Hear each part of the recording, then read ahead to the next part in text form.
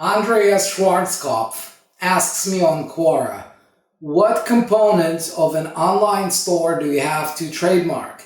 Domain name, brand name, logo, company name, labels, and more importantly, since you reach through the internet a worldwide audience, how to do so cost effective.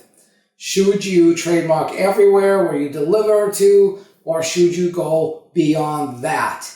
I'm Andrei Mincov, the founder of Trademark Factory, and this is my answer to this question.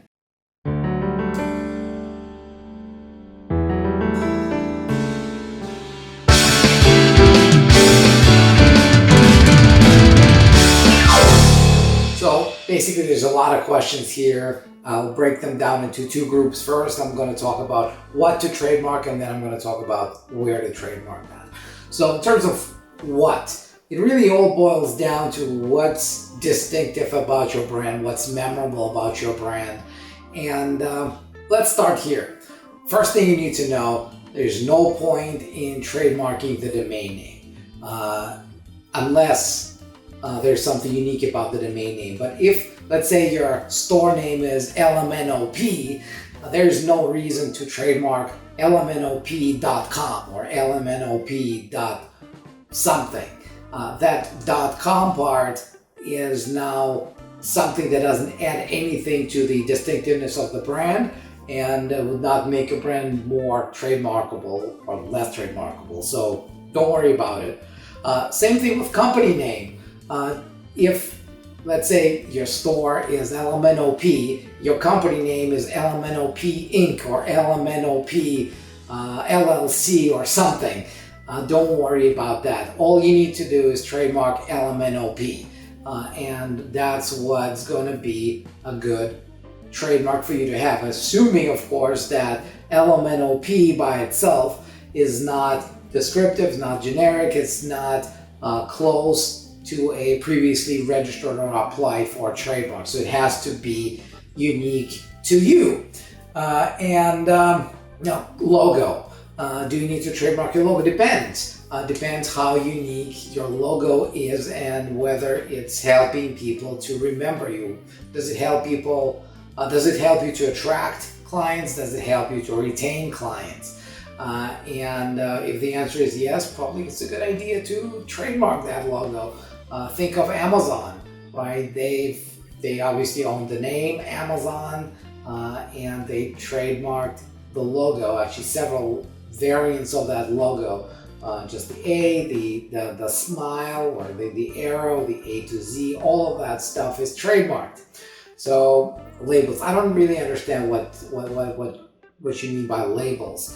If that means product lines, assuming you make your own products and you sell those products in your store, if those names of those products are different from the name of the store, probably it's a good idea to trademark those. If you're selling other people's products, well, then it's up to them to trademark their stuff. You'll be trademarking your brand just in class 35 for retail sale of products, right? So that's really the difference between trademarking in product classes from 1 to 34 and services from 35 to 45. So if all you do is sell other people's products, then it would be class 35.